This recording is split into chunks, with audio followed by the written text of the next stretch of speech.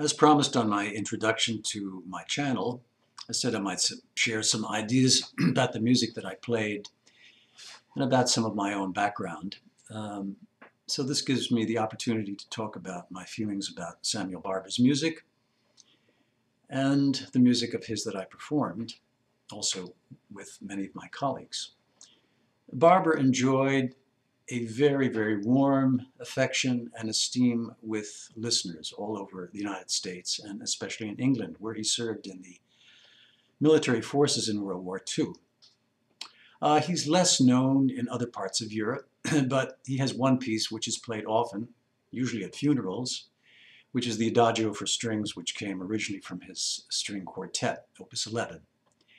That became sort of his C-sharp minor prelude of Rachmaninoff. It plagued him. He said, you know, I've written a lot of other music, but that was always a great popular piece of everybody.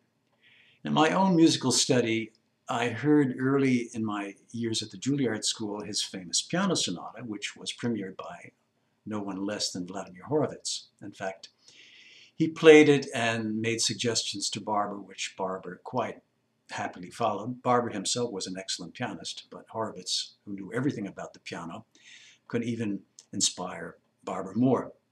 I happened to be in a studio of Rosina Levine, where I probably was one of the exceptions. I was one of her few pupils who did not play his piano sonata.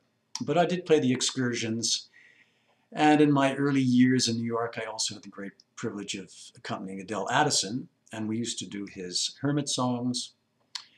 We did even his Knoxville of 1915, which is written for soprano and orchestra, but we did it in a very beautiful version, which Barber wrote himself for piano and soprano. So that gave us a pleasure of being able to play that on Adele Addison's recitals. I had a kind of ambivalent feeling for Barber's music at the time because I was studying with a great avant-garde composer, Stefan Volpe, and Barber's music was considered very passé and was rather looked down upon, sort of strange snobbishness. I only rediscovered his music after I had moved to Europe. I had the chance to play his cello sonata with a wonderful cellist from the Rotterdam Philharmonic, Marien van Stallen, and all of a sudden, out of nowhere, appeared one of my great dear American friends from the time I lived in New York, the soprano Sakiko Kanamori and her husband, Byron Moak. We decided to do some Barber on programs in the Netherlands. I had thematic programs called the Kievit Concerts, and it was one of those great coincidences. But in the summer of 1979 on Long Island, I met Samuel Barber. Then I took the liberty of asking if I could play a new Dutch piano sonata for him, which I did in his apartment in New York. This was a sonata by a wonderful Dutch composer named John Borslaap. Barber loved it, and he said he would try to do what he could to see that it was published in the United States. But alas, as we all know, Barber became ill in these years, and I saw him again this summer in Southampton, where we were spending a few months with a very dear friend.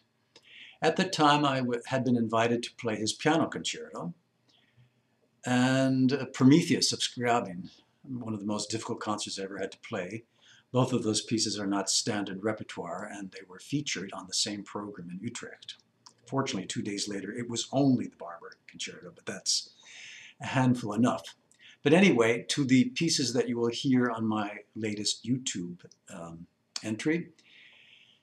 And this is part of a recital I organized, and which was done in several cities in the Netherlands, but we did it in the Concertgebouw Amsterdam, and it was called Happy Birthday Sam. It was around the time of his 70th birthday, 1980. And I was joined by Marien van Stallen, the cellist, and a very gifted student of mine who played the orchestra part of the piano concerto. And I played his ballade, which was, I believe, a piece for a contest, I think the Van Cliburn contest. It had never been played in the Netherlands in a recital. And finally, these wonderful songs with Sakiko Kanamori. And so these pieces you will hear on the YouTube that I am presently putting on my channel, and I hope you enjoy them very much. Thank you.